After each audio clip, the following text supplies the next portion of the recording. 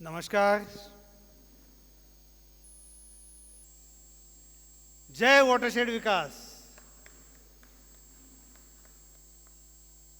आज मुझे इस अवसर पर यहाँ श्री श्री रविशंकर जी के इस आश्रम में आने का मौका मिला, इसलिए मैं बहुत आनंदित हूँ।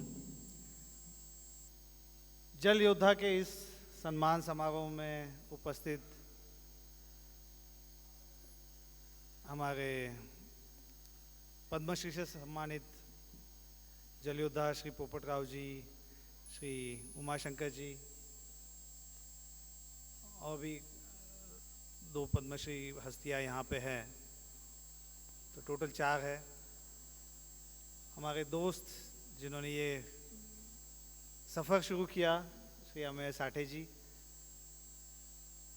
आर्ट ऑफ लिविंग फाउंडेशन के श्री प्रसन्न प्रभु जी, मेरे दोस्त नितिन वाघमोड़ी जी, मंच पर उपस्थित सभी मान्यवर और मेरे सारे बहन भाइयों,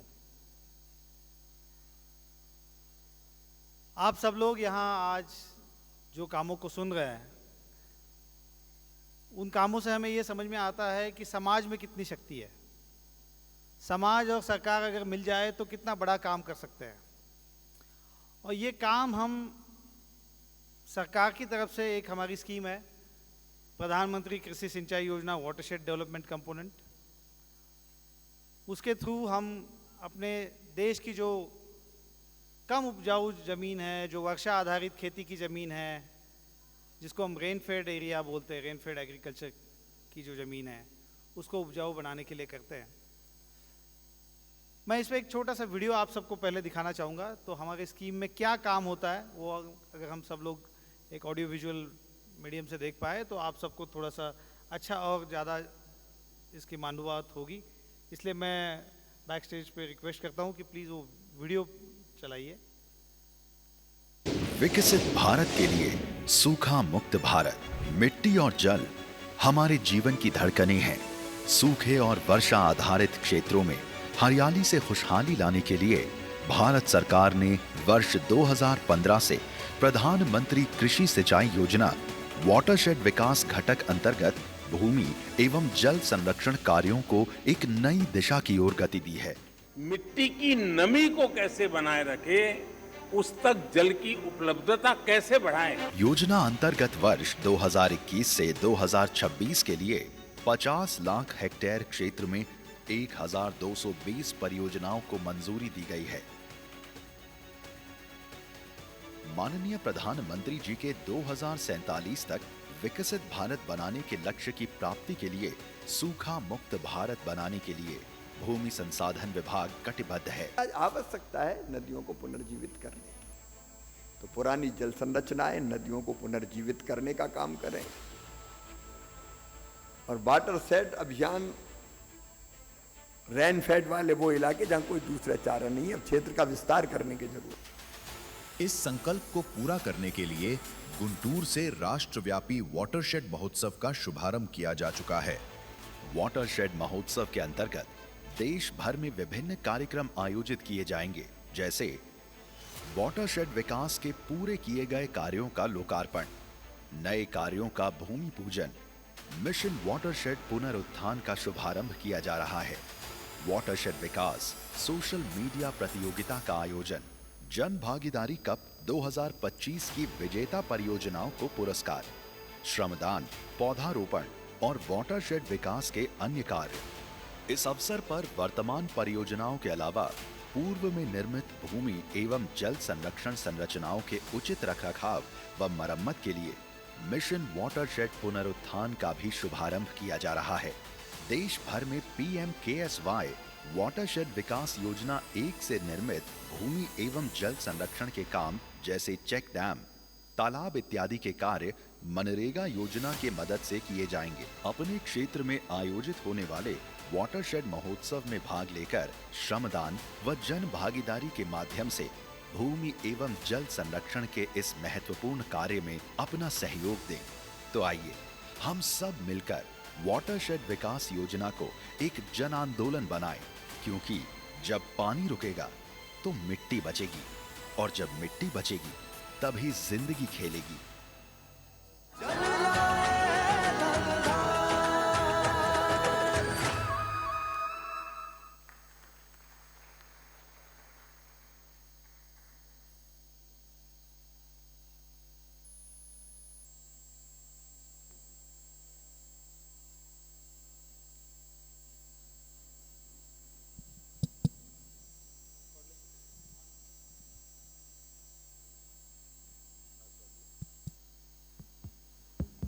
धन्यवाद। तो ये जो हमारी जो स्कीम है वाटरशेड विकास घटक प्रधानमंत्री कृषि सिंचाई योजना, इसके बारे में जो अभी वीडियो में दिखाया उससे आप लोगों को कुछ आइडिया आया होगा कि हम इस स्कीम के अंदर क्या काम कर रहे हैं। और हमारे देश में ये जो हमारी जो रेनफेड एरिया है, हमारी जो डिग्रेडेड लैंड है, उसका कितना बड़ा हमारे लिए वो बड़ा इशू है। यानी 29% लगभग हमारे देश की ज़मीन डिग्रेडेड है। तो मैं कुछ पीपीटी के ज़रिए आपको ये दिखाना चाहता हूँ। मैं रिक्वेस्ट करता हूँ प्लीज़ पीपीटी रन किया जाए। अगर हम ग्लोबली देखेंगे तो globally per capita land availability है 1 हेक्टर 76 आर पर पर्सन। दुनिया में एक आदमी के पीछे 176 आर इतना ज़मीन है। लेकिन इन केस ऑफ इंडिया हमारे घने आबादी के कारण वो सिर्फ 23 आर है। तो 23 आर, हम मराठी में उसको गुंठा बोलते हैं, एक आर को, 1000 स्क्वायर फीट को। तो 23 आर इतना कम लैंड हमारे पर पर्सन इंडिया के लिए है। अब ये जो 23 आर लैंड है उसमें फिर 29% डिग्रेडेड है। तो 29% डिग्रेडेड लैंड है, तो इसका मतलब है कि ये लैंड कम उपजाऊ है, खेती का प्रोडक्शन यहाँ कम होता है। वो बंजर हो सकती है या स्नो कवर्ड हो सकती है या रेन फेड हो सकती है, जहाँ से वर्षा यानी बारिश के टाइम में ही खेती हो सकती है। तो ऐसे 29% लैंड है। तो इसको अगर हम निकाल दें तो हम पर पर्सन इंडिया में हमारे पास, हम मान के चल सकते हैं, हमारे पास लगभग 16 आर लैंड है। तो इतनी कम लैंड है। तो हमारे लिए बहुत इंपॉर्टेंट है कि इस लैंड को, यानी जो ये डिग्रेडेड लैंड है, जो कम उपजाऊ लैंड है, उसको हम कैसे ज़्यादा उपजाऊ बना सके। तो इसके लिए हमारे जो ये प्रोग्राम है, हमारा जो वाटरशेड डेवलपमेंट कंपोनेंट का जो ये स्कीम है, इसके थ्रू हम क्या काम करते हैं। अब कुछ हमारे जो महाराष्ट्र के साथी है वो जानेंगे। महाराष्ट्र में जलयुक्त शिवार नाम से स्कीम जो इम्प्लीमेंट हुआ, उसमें हमारे स्कीम का पैसा भी उपयोग हुआ है। उसमें 8-10 और स्कीम का पैसा जोड़ के महाराष्ट्र गवर्नमेंट ने जलयुक्त शिवार ऐसा अम्ब्रेला स्कीम बनाया। और आज मैं दावे के साथ कह सकता हूँ कि उससे बहुत अच्छा लाभ मिला है। मेरे गांव के लोग यहाँ पे हैं, नितिन और हम एक साथ ही यहाँ आए हैं। तो वहाँ पे जहाँ पे सूखा होता था वहाँ पे आज हरियाली है। तो ये वाटरशेड विकास के कामों से बहुत अच्छा लाभ मिला है। राजस्थान के एक सरकारी रिपोर्ट से और यूनिसेफ के रिपोर्ट से ये भी पाया गया है कि राजस्थान में पिछले 10 साल में 8% से वेस्टलैंड कम हुआ है। तो ऐसे हमारे सामने अनगिनत उदाहरण है कि जिसमें ये पाया गया है कि गांव का पानी गांव में और खेत का पानी खेत में। इस प्रिंसिपल पे हम काम करेंगे। जो वर्षा का पानी है वो अगर हम उसको वहीं पे हार्वेस्ट करेंगे तो उससे वहाँ वाटर टेबल राइज हुआ है, सरफेस वाटर भी अवेलेबल हुआ है ज़्यादा। तो किसान जहाँ पे सिर्फ एक खेती कर पाते थे अब 2 कर पा रहे, 3 कर पा रहे। तो इससे किसानों की आमदनी बढ़ी है, इससे वहाँ का दूध उत्पादन बढ़ा है, इससे वहाँ के जो किसान थे जिनको हमेशा लगता था कि इरिगेटेड एरिया का जो किसान है उसका इनकम इतना है लेकिन मेरा कम है, आज वो किसान भी खुशी से, वो हमारा एक जो बहुत पॉपुलर एक सॉन्ग है, मेरे देश की धरती सोना उगले उगले हीरे मोती, मेरे देश की धरती। तो हमारा ये जो रेनफेड एरिया का जो किसान है उसके भी मन में आज ये भाव है कि मेरी भी धरती सोना उगलती है, हीरा उगलती है। तो ये जो हमारे एंड लाइन इवैल्यूएशन रिपोर्ट है, थोड़ा आगे चलिए स्लाइड में, उसमें ये क्लियरली आया है कि ये वाटरशेड का कामों का ये इम्पैक्ट जो है बहुत अच्छा है। इसके साथ साथ हम नई नई तकनीक भी यूज़ कर रहे हैं। हम सैटेलाइट का भी इमेज का यूज़ कर रहे हैं प्लानिंग में और निगरानी रखने में भी कि कोई गड़बड़ ना हो, इसलिए वहाँ के जो कामों के फ़ोटो है वो हम टाइम यानी real time stamped and geo tag करके भेजते हैं। वो आप सब लोग देख सकते हैं जियो पोर्टल पे। आगे चलिए। तो ये जो अब नए नए हम प्रयास किए हैं, उससे आपके सहयोग से बहुत अच्छा काम हो रहा है। सोसाइटी में एनजीओज़ के सहयोग से बहुत अच्छा अब हमें वाटरशेड के रिजल्ट देखने को मिल रहे हैं। अब हम कुछ नई चीज़ें करने जा रहे हैं। आज मुझे लगता है मैं आज यहाँ आया हूँ तो कुछ नई चीज़ आपसे मैंने शेयर करनी चाहिए, या आपको कुछ हम कुछ नया सोचें। अब पिछले 30-40 साल से वाटरशेड में काम कर रहे हैं, अब कुछ नया करते हैं। ज़माना जो है वो बदल रहा है, ज़माने के साथ साथ हमें भी कुछ नया नया ऐड करना चाहिए अपनी स्कीम में, और जो हमारी सोसाइटी की, देश की जो ज़रूरतें हैं उसके हिसाब से। अब हमने ये सोचा है कि हम अगले कुछ सालों में वाटरशेड डेवलपमेंट के प्रिंसिपल को यूज़ करके नदियों का पुनरुज्जीवन भी कर सकते हैं। आर्ट ऑफ लिविंग ने लगभग 150 नदियों का पुनरुज्जीवन किया है, नाम फाउंडेशन ने भी बहुत नदियों का पुनरुज्जीवन किया है। तो ऐसा ही हम अगर नदियों का पुनरुज्जीवन करेंगे वाटरशेड डेवलपमेंट के काम करके, तो हमारी नदियाँ जो है वो भी साफ़ होंगी और उनमें पानी हमेशा हमें 12 महीना या कम से कम 10 महीना तो बहता दिखेगा। साथ ही साथ हम ये चाहते हैं कि जो ट्रेडिशनल वाटर बॉडीज़ है, जैसे बड़े बड़े तालाब है, हमारे महाराष्ट्र में मालगुजारी तालाब होते हैं, एमपी में वो हवेली सिस्टम के तालाब होते हैं, तो उनका भी जो रिज्यूनेशन है, वहाँ अगर सिल्टेशन हुआ है तो उसको निकाला जाए और वाटरशेड प्रोजेक्ट एरिया के बाहर के भी काम ले पाए। ये एक हम नई बात बोल रहे हैं। तीसरी नई बात हम ये सोच रहे हैं कि स्प्रिंग्स, जो हिमालयन रीजन है उसमें लगभग 50 लाख स्प्रिंग है और उसमें से आधे सूखने के कगार पे है, ऐसे नीति आयोग की रिपोर्ट बोलता है। तो वहाँ जो माउंटेनस रीजन में, वहाँ पहाड़ी इलाके में जो लोग रहते हैं, उनको पानी की बड़ी दिक्कत हो रही है गर्मियों में। और सिर्फ उनको ही दिक्कत नहीं है, ये जो हमारी सारी बड़ी नदियाँ बनती है, गंगा यमुना, उनको भी पानी उन्हीं झरनों से आता है। तो नीचे जो शहरों में या प्लेन्स में रहने वाले लोग हैं, उनको भी पानी का अगर और ज़्यादा अच्छा सप्लाई चाहिए तो ये स्प्रिंग्स को रिज्यूनेट करना बहुत ज़रूरी है। तो हमने स्प्रिंग रिज्यूनेशन का भी काम हाथ में लिया है। अभी फ़िलहाल हमने लगभग 3500 स्प्रिंग्स को रिज्यूनेट किया है।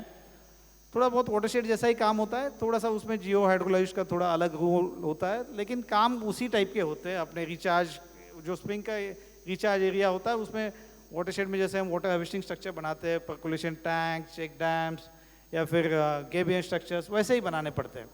तो वो एक हम नया प्रयास करने जा रहे हैं। अब इसके साथ साथ मैं आप लोगों से कुछ नई चीज़ शेयर करना चाहता हूँ, और मैं चाहता हूँ कि आप जैसे लोग, आर्ट ऑफ लिविंग जैसे संस्थान इसमें रुचि ले और इसको आगे ले जाए। अब हम सब लोग देख रहे हैं कि गल्फ में वॉर चल रहा है, तो इस युद्ध के कारण हमारा एनर्जी सप्लाई कितना इफेक्ट हो रहा है और हमारी इंपोर्ट पे इतनी डिपेंडेंसी है। तो हमारे माननीय प्रधानमंत्री जी ने भी कल परसों बोला है कि हमें उसको कम करना चाहिए और कम करना चाहिए। हमारा जितना हो सके उतना हम आत्मनिर्भर होने चाहिए हमारे एनर्जी रिक्वायरमेंट में। तो अब इसके लिए हमारे पास क्या है? हमारे पास है सोलर, और इस सोलर पावर को बढ़ाने के लिए महाराष्ट्र गवर्नमेंट हो, सारी स्टेट्स की गवर्नमेंट हो, देश की गवर्नमेंट हो, इसने पिछले कुछ सालों में बहुत कोशिश की है, लेकिन हम इसको और बढ़ा सकते हैं। और इसमें मुझे लगता है कि हम एक सेक्टरल कन्वर्जेंस सोच सकते हैं। हमारा सेक्टर है लैंड और आपका है वाटर कंजर्वेशन, ठीक है, लैंड एंड वाटर कंजर्वेशन दोनों एक साथ ही चलते हैं, लेकिन साथ में हमें यह भी देखना है कि दूसरे कौन से सेक्टर है जिनके साथ हम मिलकर काम कर सकते हैं, कुछ नया काम कर सकते हैं। जगह लास्ट स्लाइड पे जाइए, लास्ट। तो उसमें हमने ये सोचा है कि हमारे प्रधानमंत्री जी हमें सबको ऐसे बताते हैं कि होल ऑफ गवर्नमेंट अप्रोच में चलना चाहिए। यानी ऐसा नहीं है कि लैंड रिसोर्सेज डिपार्टमेंट का काम है सिर्फ लैंड को रिस्टोर करना, ठीक है, उसके साथ साथ पानी को रिस्टोर करना भी हमारा काम है, और ये दोनों एक दूसरे को पूरक है। लेकिन उसी के साथ दूसरे कौन से सेक्टर है जिसका हम साथ में अपने साथ उनको हम ले सकते हैं, उनका भी यानी जो लक्ष्य है वो हासिल हो जाए, हमारा भी लक्ष्य हासिल हो जाए। अभी अगर हम सोचें कि हमारा जो ये वर्षा आधारित खेती के इलाके, रेनफेड लैंड जो है, वहाँ पे बहुत अच्छा सनलाइट होता है, तो वहाँ पे हम अगर सोलर की कुछ नई तकनीक का यूज़ करें, जैसे एक एग्रीवोल्टाइक बोल के है, उसमें आप ऊपर में 15 फीट पे सोलर पैनल लगाते हैं और नीचे आराम से खेती भी होती है।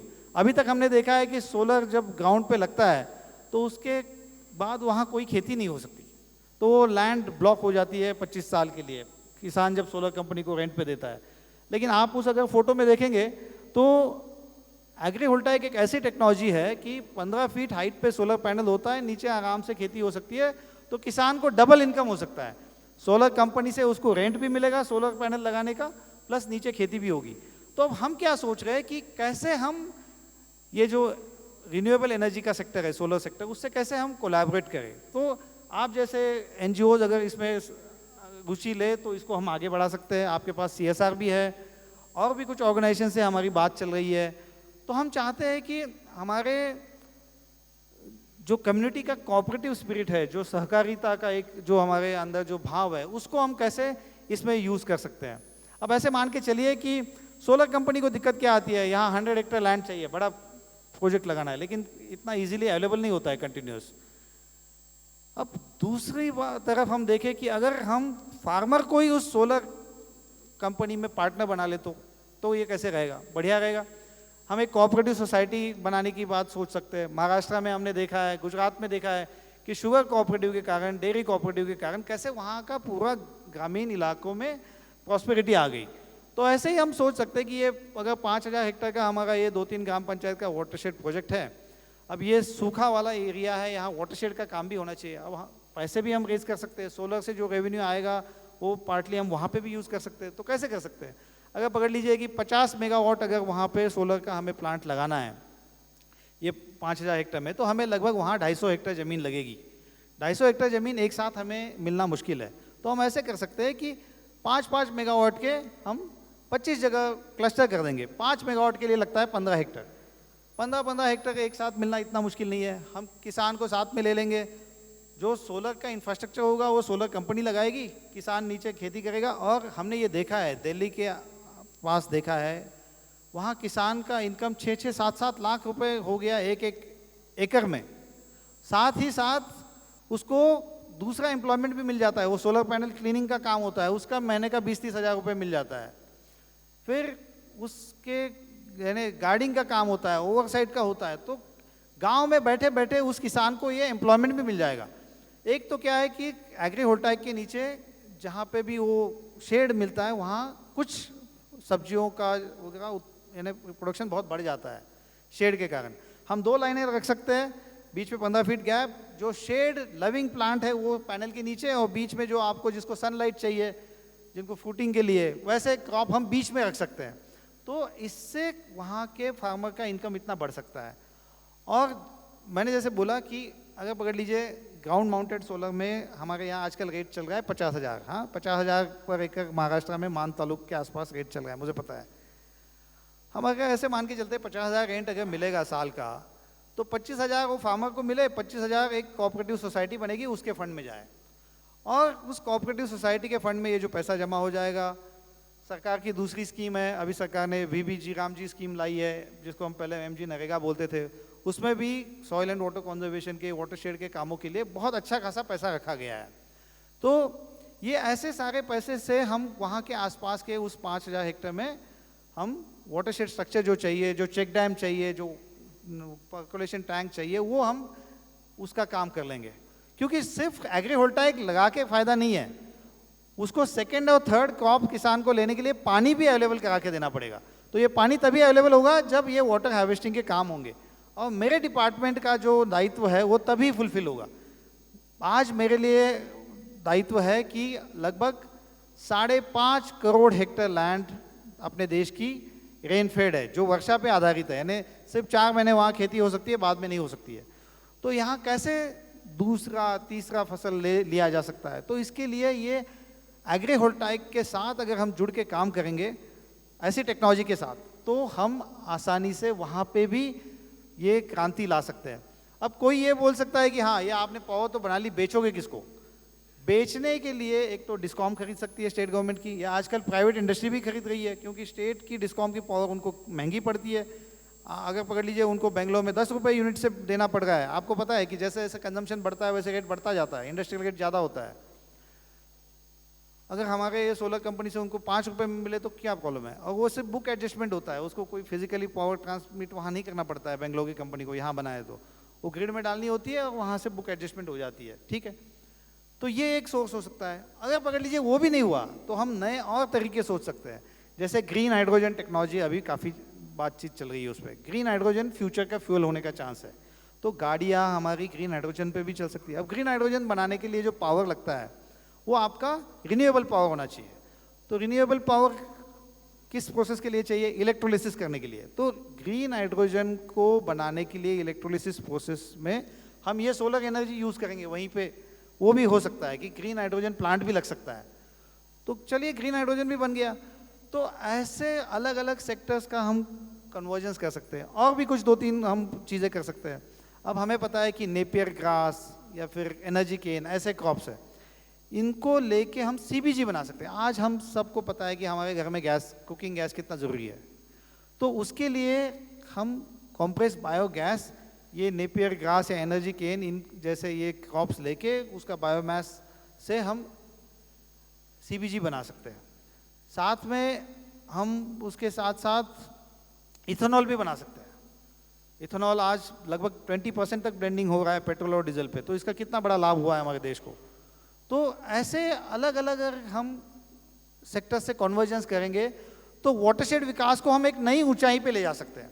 अब तक वाटरशेड विकास में हमने बहुत अच्छा काम किया है, लेकिन अब हमें अगले पायदान पे जाना है, अगले स्लैब पे जाना है। और उसके लिए क्या ज़रूरी है कि ऐसे हम समग्र ग्रामीण विकास का एक दृष्टिकोण रखें।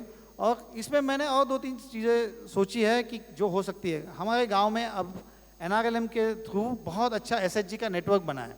तो SHGs की लेडीज़ है, इनके पास अब काफ़ी अच्छा कैपिटल आ गया है, गांव में बहुत अच्छा उनका नेटवर्क हो चुका है। तो अभी वो हैंडलूम बनाती है, कुछ स्नैक्स बनाती है। तो हम चाहते हैं कि ये जो एग्री सोलर वोल्टाइक जो कोऑपरेटिव हो ना, उसका मैनेजमेंट वो हाथ में ले ले। हम उनको एंटरप्रेन्योर बनाना चाहते हैं, जिसको हम बोलते हैं उद्योजक बनना चाहिए। तो ऐसे यानी हम ग्रामीण विकास में ये सारी चीज़ें इसमें इनकॉर्पोरेट कर सकते हैं। और इसके फ़ायदे क्या है? इसके फ़ायदे ये है कि अगर इतना अच्छा रोज़गार अगर गांव में मिलने लगेगा तो लोग शहर में क्यों जाएंगे। आज हम देख रहे हैं हर जगह कितना ट्रैफिक हो रहा है, हम रोड बनाते जा रहे हैं, मेट्रो बनाते जा रहे हैं, लेकिन ट्रैफिक कम नहीं हो रहा है। अगर हम रूरल एरिया में सफिशेंट एम्प्लॉयमेंट दें और ऐसे प्रॉस्पेरिटी लाएं तो इसका फ़ायदा ये भी हो सकता है कि कुछ हद तक ये माइग्रेशन कम हो जाएगा। तो हम चाहते हैं कि जैसे हमारे माननीय राष्ट्रपति APJ अब्दुल कलाम साहब ने जो सोचा था कि पूरा providing urban facilities in rural area, उसका सपना हमें पूरा करना है। तो ये एग्री वोल्टाइक या दूसरे ऐसे किसी टेक्नोलॉजी के साथ मिलके हम वाटरशेड विकास का काम करके पूरे ऐसे रूरल एरिया में प्रॉस्पेरिटी ला सकते हैं। जो बाकी सारी गवर्नमेंट की जो स्कीम्स हैं उसको साथ में जोड़ के कॉन्वर्जेंस करके, हमारे रूरल डेवलपमेंट डिपार्टमेंट की बहुत अच्छी अच्छी स्कीम है, दूसरे भी डिपार्टमेंट्स की है। हम जैसे मिनिस्ट्री ऑफ फूड, उनका भी स्कीम है कि फूड प्रोसेसिंग की स्कीम होती है। हम इतना एग्री वोल्टाइक लगा के जो वहाँ हॉर्टिकल्चर प्रोड्यूस करेंगे उसको हम वहाँ प्रोसेसिंग कर सकते हैं। फिर एग्रीकल्चर मिनिस्ट्री की जो FPO की स्कीम है उसका लाभ ले सकते हैं। फिर एग्रीकल्चर मिनिस्ट्री की जो कोल्ड स्टोरेज बनाने की स्कीम है उसका लाभ ले सकते हैं। तो मैं चाहता हूं कि हम सब लोग आज यहाँ जो इस क्षेत्र में काम कर रहे हैं, अब इसके बारे में, ऐसे कॉन्सेप्ट्स के बारे में सोचें।